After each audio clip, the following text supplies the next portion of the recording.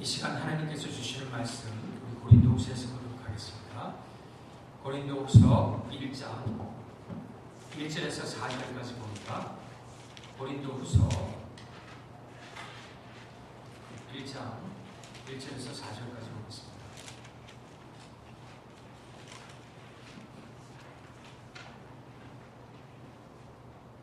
하나님의 말씀이 다음과 같습니다.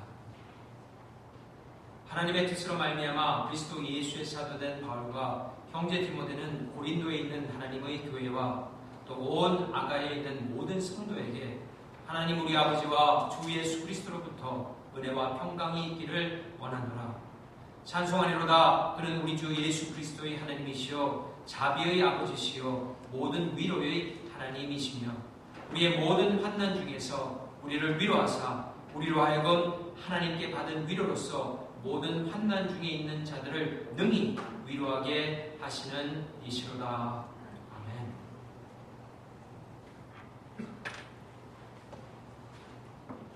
요즘 거의 매주마다 전 세계적으로 이렇게 테러가 일어나는 것을 우리가 보고 있습니다.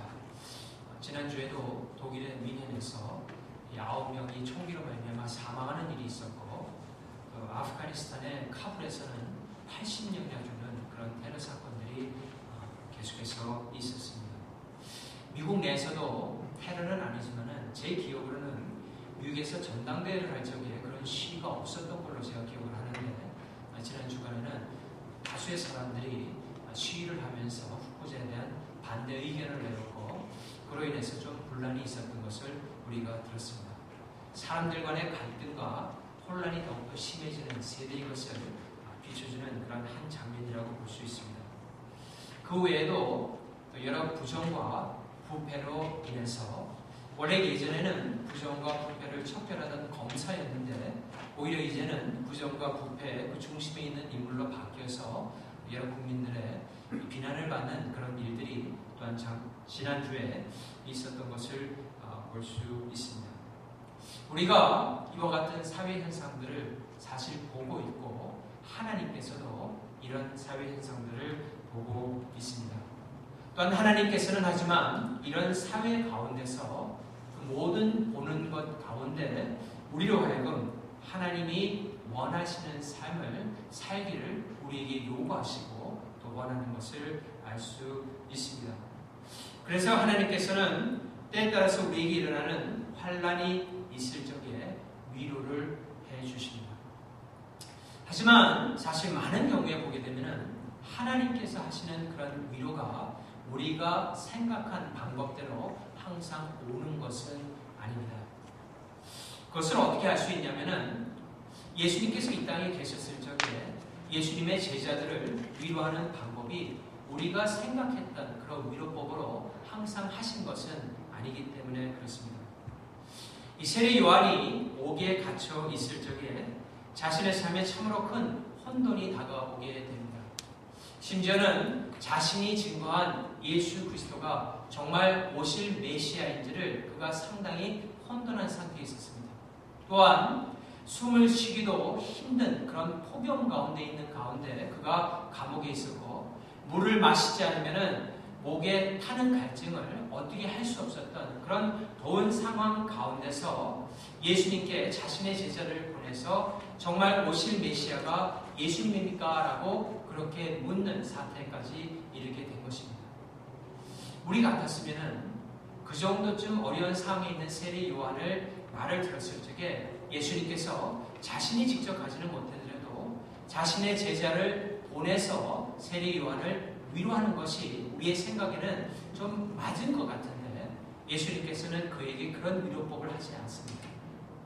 오히려 예수님께서는 아무 말보다는 이사야의 말씀을 한번 인용하면서 그 이사야의 말씀이 나를 통하여 이루어졌다라고 하는 어떻게 보면 상당히 매정한 한 말씀으로 세례 요한의 제자들을 돌려보내게 됩니다.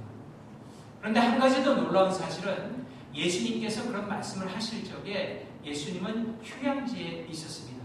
요즘으로 따지자면은 휴양지에서 편하게 쉬시면서 제자들과 함께 이 옥에 갇혀서 옥고를 치르고 있는 예수 그리스도를 증거한 세례 요한에게 그 단 한마디를 보내서 그를 위로하고자 했다라는 것입니다.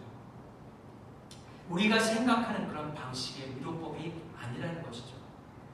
물론 예수님께서는 나사로가 죽었을 적에 그를 위로하기 위해서 가셔서 운 것처럼 보일 수 있습니다. 하지만 문맥을 정확하게 보게 되면 예수님께서 나사로의 죽음을 보시면서 우신 것은 그들을 위로하기 위해서 우신 것이 아닙니다. 죄로 인한 이 세상에 당한 그 고통으로 인해서 마음이 아팠기 때문에 우신 것을 볼 적에 예수님께서 마르다가 어떤 위로를 바랄 적에 오히려 마르다가 원하는 식의 위로보다는 다른 말씀을 주심으로 인해서 마르다에게 참된 위로를 하시는 것을 볼 수 있다는 것입니다. 그런 모습을 볼 적에 하나님께서 우리를 위로하시지만은 때에 따라서는 우리가 원하는 방식의 위로를 안 해주시는 그런 방법이 있다는 것입니다. 하지만 우리가 하나님께서 어떠한 위로를 위로해 주신가의 그 은혜의 방법을 깨닫게 되면 그 위로를 참되게 받게 되고 그로 말미암아 온전한 하나님의 백성의 모습으로 좀 더 성숙해 갈 수 있다는 것입니다. 하나님께서 이런 방법으로 위로를 해주셔야 되는데 그렇게 위로를 안 했다고 해서 절대로 실망할 필요가 없다는 것입니다. 하나님의 위로법의 비결을 깨달으면 이런 식으로 위로해서 나로 하여금 좀 더 성숙한 사람이 되기를 원하는구나 라고 깨닫게 되면 거기에서 우리가 한 단계 업그레이드된 크리스천의 삶을 살 수 있다는 것입니다. 여러분, 이 사도 바울도 하나님께서 주시는 위로법을 계속해서 배워나간 사람입니다. 사도 바울이 다메섹으로 가는 그 도상에서 예수님을 만난 다음에 하나님의 모든 것을 한꺼번에 다 깨닫는 것은 아닙니다. 그가 어떻게 만족을 하는지, 그가 하나님과 어떻게 교제를 나누는지, 이럴 경우에는 어떻게 하나님의 뜻에 따라서 움직여야 되는지를 계속해서 배워나간 사람입니다. 그래서 나중에 가서 디모데 후서에 보게 되면 그가 모든 과정을 끝난 다음에 정말 하나님이 위대하시고 하나님이 높으신 것을 그가 간증으로 말하는데 그 간증이 나오기까지는 그가 많은 환난을 겪은 것을 우리가 알 수 있다는 것입니다. 우리도 이 사도 바울과 같은 신앙의 삶을 살아가야 된다는 것입니다. 그래서 하나님의 위로의 비결을 깨닫게 되면은 우리가 환난 가운데 하나님께서 참되게 우리를 위로해 주시는 그 위로의 참 방법을 알 수 있다는 것입니다. 첫 번째 보면은 하나님께서 당신의 백성들을 위로할 적에 무엇보다도 하나님 당신이 어떤 분이신가를 먼저 가르쳐 줍니다. 이 바울은 고린도후서를 쓰면서 고린도후서를 받게 되는 이들에 대한 그 수신자의 받는 사람들을 말한 후에 계속해서 하나님께서 어떤 분이신가에 대해서 말을 하고 있습니다. 우리 고린도후서 1장 3절 말씀을 다시 한번 봅니다. 3절 보면 이렇게 되어 있어요. 찬송하리로다. 그는 우리 주 예수 그리스도의 하나님이시요 자비의 아버지시요 모든 위로의 하나님이시며 라고 되어 있습니다. 하나님은 우리 주 예수 그리스도의 하나님이시오라고 먼저 바울은 증거하고 있습니다. 사랑하는 성도 여러분, 우리는 하나님이 진정 어떤 하나님인 것을 바르게 알아야 합니다. 이 성경에 보면은 수많은 사람들의 이야기가 나옵니다. 그들이 겪었던 많은 사건들의 이야기들이 나옵니다. 부부간의 이야기가 있고, 가족들 간의 이야기가 있고, 친척들 간의 이야기가 있고, 나라들 간의 이야기가 있고, 전 세계에 어떤 사건들이 일어났는가를 성경은 낱낱이 기록하고 있습니다. 그런데 성경이 다른 책과 분명하게 달라지는 것은 무엇이냐면 어떤 사건이 일어났을 적에 그 사건의 실마리가 잡게 되는 그 중앙에는 항상 하나님의 백성이 있었다는 것입니다. 그 하나님의 백성이 어떻게 변화되냐면은 그 모든 상황 가운데서 하나님을 바르게 알게 됩니다. 바르게 알고 하나님이 원하시는 것이 무엇인가를 그가 깨닫게 됩니다. 그런 다음에 바르게 한 하나님의 그 형상을 가지고 하나님이 원하시는 대로 순종의 기도가 되었던 어떤 일을 했을 적에 거기에서부터 모든 문제의 실마리가 풀리게 된다는 것입니다. 하나님은 결국 이런 성경의 많은 기록을 통하여서 우리에게 주시고자 하는 메시지가 무엇입니까? 나를 바르게 알라라는 것입니다. 그리고 하나님을 바로 안 그 상태에서 하나님이 무엇을 원하는가를 우리가 바르게 알고 그 요구에 따라서 움직이기 시작할 적에 거기에서 모든 사건의 실마리가 풀리게 된다는 것입니다. 그러므로 우리가 어떤 행동을 취하기 전에 하나님을 성경을 통해서 바르게 하는 것이 참 중요합니다. 이렇게 하나님을 바르게 하려면 우리 가운데 하나님을 향한 신앙심이 차게 됩니다. 성령 충만하게 됩니다. 그리고 우리의 모든 말과 행동에서 하나님에 따른 절제력이 나오게 됩니다. 그리고 그와 같은 가운데 행동하게 되면 결국 그 행동들이 살아계신 하나님을 증거하는 삶으로 나타나게 된다는 것입니다. 여러분 본문에 보면은 하나님은 어떤 하나님이라고 증거하고 있습니까? 이렇게 증거하고 있습니다. 우리 주 예수 그리스도의 하나님이시오라고 증거하고 있습니다. 우리 주 예수 그리스도의 하나님이시오라고 되어 있어요. 거기에 보면은 예수 그리스도를 말씀하기 전에 주라는 단어를 먼저 썼습니다. 헬라어 쿠리오스라는 단어인데요. 이것은 신학의 아도나이와 같은 단어로서 주라는 뜻입니다. 근데 좀 더 중요한 것은 이 아도나이와 쿠리오스는 하나님 앞에만 붙이는 명칭이었습니다. 아무나 쓸 수 없는 그런 단어였습니다. 다시 말한다면 예수 그리스도의 신성을 말하고 있는 것입니다. 모든 것보다 다 처음으로 말하는 것은 하나님과 동격되신 예수 그리스도를 먼저 말하고 있다는 것입니다. 왜 그것을 사도 바울은 먼저 주장했을까요? 그것은 다른 것이 아니라 예수 그리스도만을 통하여서 참된 하나님을 알 수 있기 때문에 그렇습니다.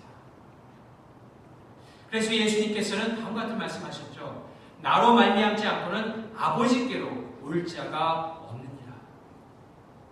결국 예수 그리스도는 이 말씀이 육신이 되어서 이 땅에 오신 분이시기 때문에 이것은 무엇을 가리킵니까? 하나님의 말씀 자체가 예수 그리스도이시오. 하나님의 말씀을 통해서만이 하나님을 바르게 알 수 있다는 것입니다. 그래서 우리는 하나님을 알기 위해서 하나님의 말씀을 더욱더 묵상하고 읽어 나가야 됩니다.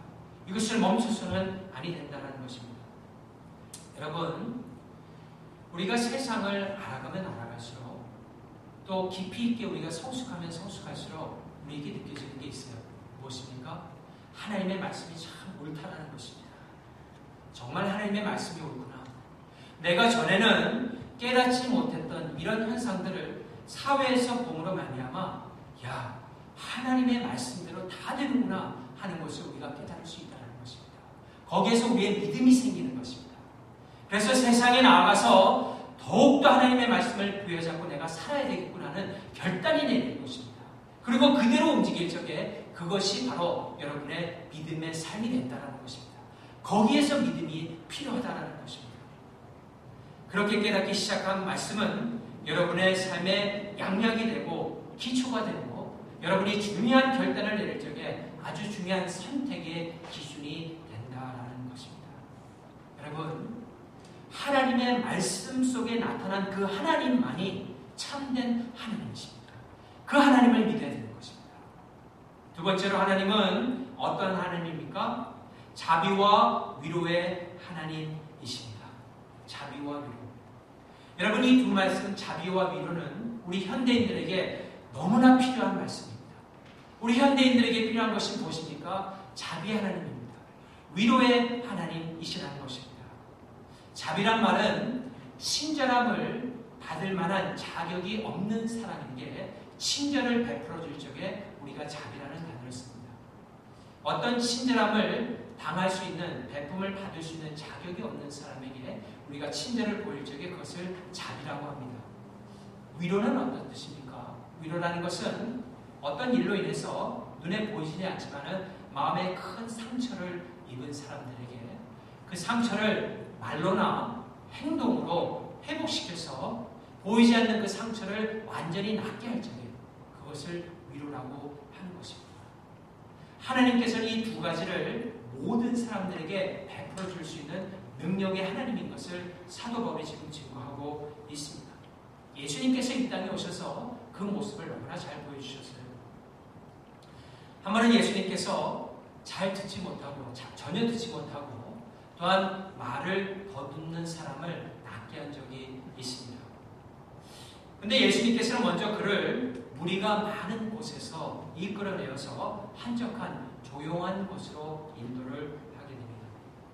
예수님께서 그를 낫게 하기 전에 그렇게 한 이유의 첫 번째 이유는 세상에 많은 사람들이 예수님을 기적을 베푸는 어떤 스펙타클한 참 멋있는 광경을 보기 위해서 사람들이 자꾸만 따라다니기 때문에 예수님께서는 이 땅에 기적만을 위해서 오신 분이 아니라 하나님의 말씀과 나라와 하나님의 의를 가리키기 위해서 오신 분인 걸 사람들이 혼동하지 않게 하기 위해서 기적을 베푸실 적에 때에 따라서는 조용한 곳에서 베푸신 적이 있으십니다.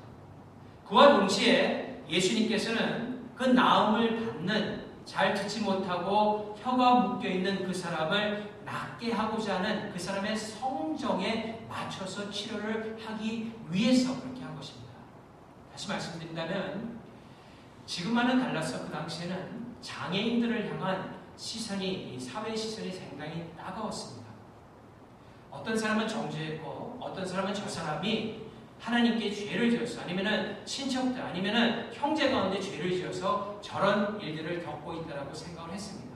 그렇기 때문에 평생 사람들의 따가운 시선을 받고 자란 이 사람 가운데는 상당히 많은 마음의 상처가 있을 수 있고 더 나아가서는 특별히 다른 것보다 말이 어눌하고 잘 듣지 못하는 사람은 내성적일 수가 있습니다. 그렇기 때문에 이 사람이 많은 사람 가운데서 고침을 받는 것보다는 그 성격에 맞게 좀 더 조용하고 한적한 곳에서 제자들이 들린 그런 프라이빗한 장소에서 낫는 것이 더 낫겠다라고 예수님께서 생각하셨기 때문에 그를 조용한 곳으로 이끄신 것입니다.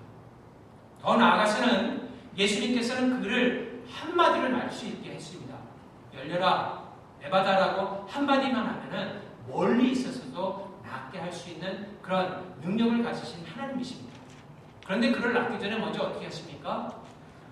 두 손가락을 들어서 그의 귀에 넣습니다. 이것은 예수님께서 그에게 사인 랭귀지를 하는 것이에요. 수화를 하는 것이고 그의 레벨로 내려가서 그가 이해할 수 있도록 가르쳐주는 것입니다. 내가 너의 귀를 이제 낳게 하겠다.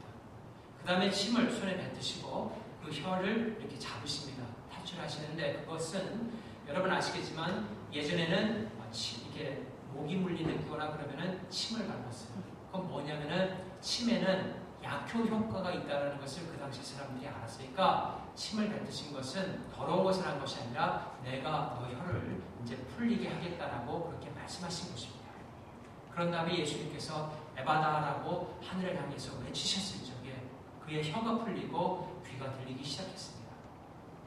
예수님께서는 그의 레벨로 다가오셔서 그의 육신적인 고통도 해결해 주셨을 뿐만 아니라 마음의 모든 상처들도 위로해 주심으로 말미암아 온전한 인격체를 만드셨다는 것입니다. 사랑하는 성도 여러분, 우리는 하나님의 자비와 위로를 받을 자격이 있는 사람들이 전혀 아니었습니다. 우리는 하나님의 사랑을 받을 수 있는 그런 자격을 갖춘 자들이 아니었습니다. 하지만 하나님께서는 당신의 사랑하는 마음으로 우리에게 자비를 베풀어 주셨습니다. 그래서 우리가 있는 곳에 직접 내려오셨습니다. 하나님의 말을 아무리 듣더라도 정말 깨달을 수 없는 우리 귀에 낫게 하심으로 말미암아 하나님의 말을 듣고 이해할 수 있도록 영적인 능력을 회복해 주셨습니다. 더 나아가서는 하나님의 말을 할 수 없고 늘 나오는 것이 세상 말밖에 없었는데 그 세상 말만 하던 그 혀를 고쳐서 하나님의 말을 할 수 있는 사람으로 회복시켜 주셨다는 것입니다. 이를 통하여 하나님께서는 우리에게 큰 자비와 위로를 베푸심으로 말미암아 우리로 하여금 하나님의 자비하심과 위로하심을 증거할 수 있는 사람으로 바꾸셨다라는 것입니다. 사랑하는 성도 여러분, 하나님께서 우리에게 베풀어 주신 이 자비와 위로를 여러분들이 절대로 잊어서는 안 됩니다. 이것을 마음속 깊이 새겨서 우리 매일매일 삶 가운데서 하나님의 자비와 하나님의 참 자애로우심에 대해서 기뻐하고 찬양하는 삶을 살아가기 시작할 적에 하나님께서 이것을 더욱더 디벨롭 시켜주십니다. 더욱더 성숙시켜주십니다. 그래서 더욱더 하나님다운 사람으로 변모시키게 된다는 것입니다. 이것이 하나님께서 우리에게 베푸신 자비와 위로의 놀라운 능력입니다. 그렇게 하나님께서는 우리를 변화시킨 다음에 우리를 향하신 요구 또 우리의 가운데 넘치기를 원하는 것이 무엇인가를 우리로 하여금 깨닫게 해줍니다. 고린도후서 1장 2절에 보게 되면 뭐라고 되어 있습니까? 하나님 우리 아버지와 주 예수 그리스도로부터 은혜와 평강이 있기를 원하노라 라고 증거하고 있습니다.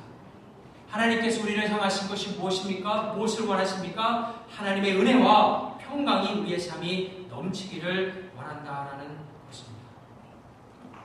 여러분, 하나님께서는 지금도 또 영원토록 우리에게 명령을 하시는 하나님이십니다. 너무나 당연한 일입니다. 하나님은 우리의 주님이 되시기 때문에 그렇습니다.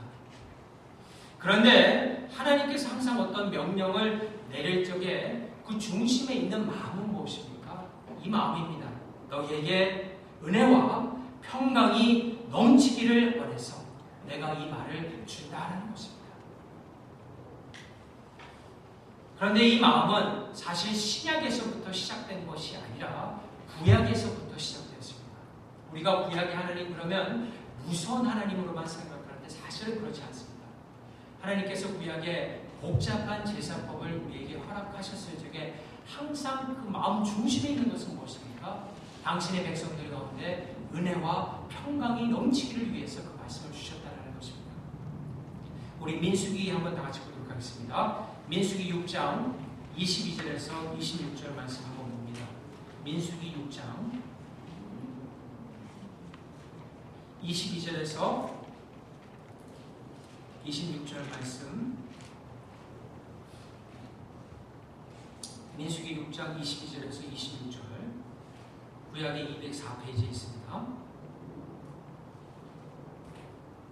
이렇게 되어 있습니다. 여호와께서 모세에게 말씀하여 이르시되 아론과 그의 아들들에게 말하여 이르기를 너희는 이스라엘 자손을 위하여 이렇게 축복하여 이르되 여호와는 내게 복을 주시고 너를 지키시기를 원하며 여호와는 그의 얼굴을 내게 비추사 은혜 베푸시기를 원하며 여호와는 그의 얼굴을 내게로 향하여 드사 평강 주시기를 원하노라 할지니라 하라.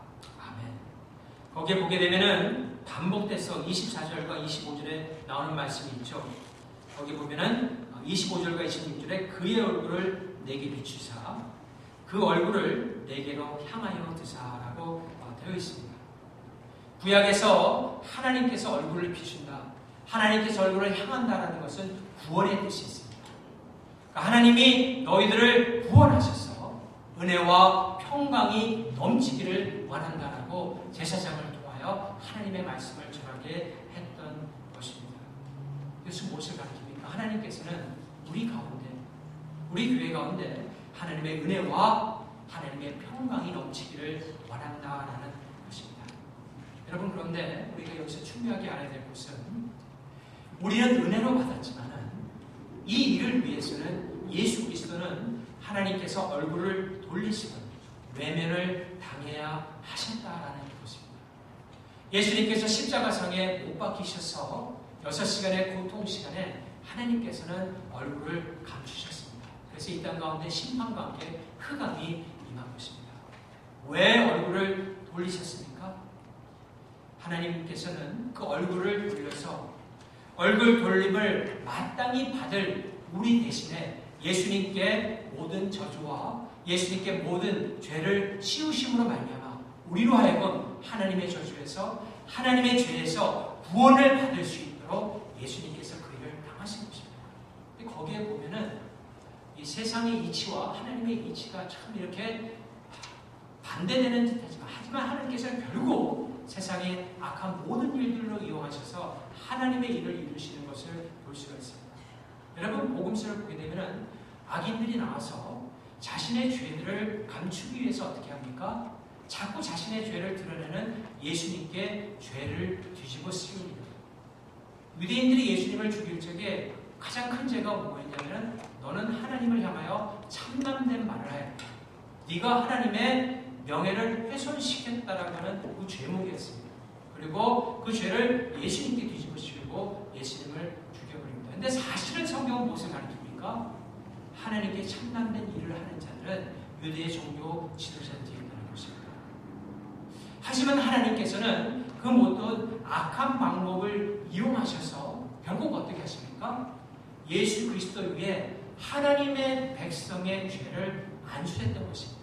옛날에 염소에게 이스라엘의 죄를 안수하여서 그를 진영 밖으로 쫓았던 것 같이 예수님께 그 죄를 안수하시고 우리가 가진 모든 죄악을 하나님으로부터 멀게 하시기 위해서 예수님께서 우리의 죄짐을 대신지게 허락하셨다는 것입니다.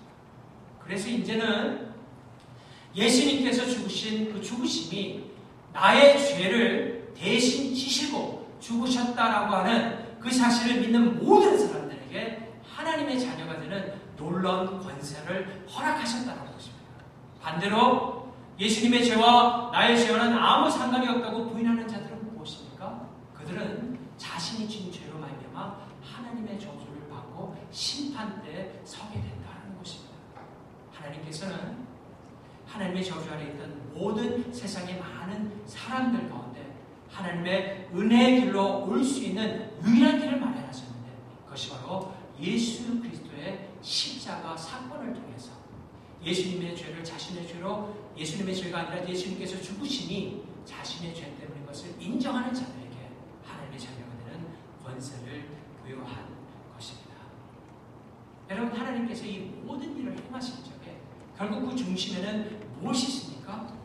당신의 백성들을 향한 은혜와 당신의 백성들을 향한 평강이 자리 잡고 있다는 것입니다. 그리고 그 백성들에게 이 평강과 은혜가 정말 넘치기를 하나님께서는 원하신다는 것입니다. 우리가 이것을 깨달을 적에 참된 위로가 있습니다. 예수님의 십자가를 보면서 참된 감사가 있을 수 있다는 것입니다. 우리가 원했던 방법은 당장 어떤 것을 원했을지 모릅니다. 하지만 하나님께서 그것을 우회하셔서 우리로 하여금 이것을 깨닫게 하시고 결국에는 더 큰 복을 주시기 위해서 우리에게 이와 같은 우리의 방법을 가르쳐 주셨다는 것입니다. 마지막으로 하나님은 우리를 그렇게 먼저 위로하신 다음에 하나님의 위로로 환난 중에 있는 자들을 위로하게 하신다라고 증거하고 있습니다. 여러분 세상에서 우리가 당하는 환난이 이나프하기 때문에 생을 살면서 고생들을 정말 이나프하게 했기 때문에 더 이상 고생을 원하는 사람은 아무도 없습니다. 좀 더 편하고 좀 더 안락한 삶을 원하는 것이 너무나 당연한 것이고 또 그것이 나쁜 것은 결코 아닙니다. 고난 당하는 것을 통해서 거룩함을 보이고자 하는 그런 것도 어떻게 보면 조금 이상하다고 볼 수가 있어요. 그냥 우리는 그런 것을 사실 원치 않습니다. 하나님께서 그것도 이해하십니다. 하지만 그런 가운데도 하나님께서는 우리의 삶 가운데 환난을 허락하실 때가 있습니다. 왜냐하면 그 환난을 통해서 그 터널을 우리가 지나갔을 적에 때에 따라서는 싫지만 그래도 어쩔 수 없이 지나갔을 적에 하나님께서는 그 과정을 통하여 우리를 좀 더 효과 있는 하나님의 나라를 증거할 수 있는 일꾼으로 변화시키기 때문에 그렇습니다. 그래서 성경은 우리에게 너무나 잘 증거해주고 있는 사실이라는 것입니다. 그 어려움을 겪었을 적에 우리로 하여금 정말 하나님께서 원하시는 것이 무엇이고 또 환난 가운데 있는 사람을 위로할 수 있는 방법이 어떤 것인가를 깨닫게 해주심으로 그 길을 가게 할 때가 있다는 것입니다. 사도 바울은 사실 그것을 잘 알았던 사람입니다.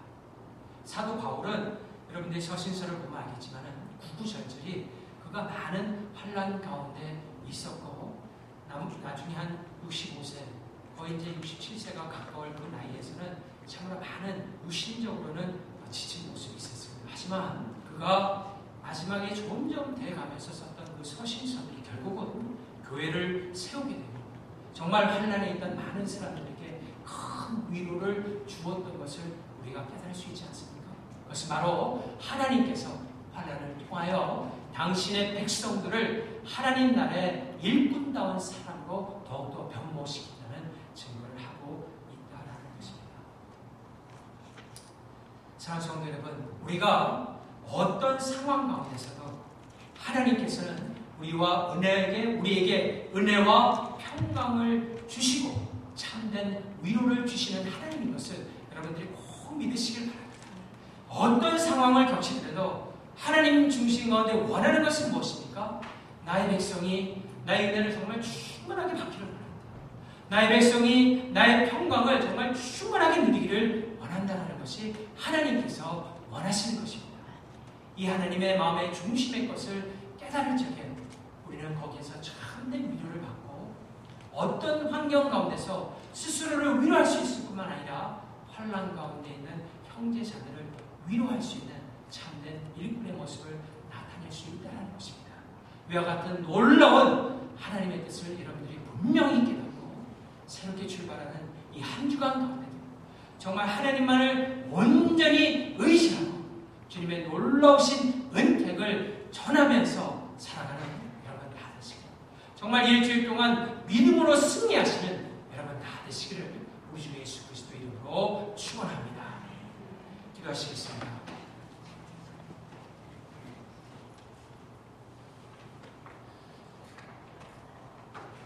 은혜가 충만하신 하나님 감사합니다. 우리에게 하나님의 말씀을 들을 수 있는 듣는 귀를 허락하여 주셔서 은혜를 허락하여 주시고 하나님의 말씀을 깨닫게 하여 주시옵시고 우리의 입술을 열어서 하나님을 증거하고 하나님의 참된 뜻을 전할 수 있는 자들로 만들어주심에 참으로 감사드립니다. 하나님께서 베풀어 주신 자비와 하나님께서 베풀어 주신 은혜와 하나님께서 지금도 계속해서 당신의 말씀을 통하여서 우리를 위로하고 계심을 우리가 깊이 깨달음으로 말미암아 이 세상에 나가서 하나님의 위로와 자비와 은혜가 필요한 자들에게 주님의 놀라운 이 은택을 전하는 우리 모두가 될 수 있도록 주님 참으로 도와주시옵소서. 이 모든 말씀 우리 주 예수 그리스도 이름으로 간절히 기도하옵나이다. 아멘.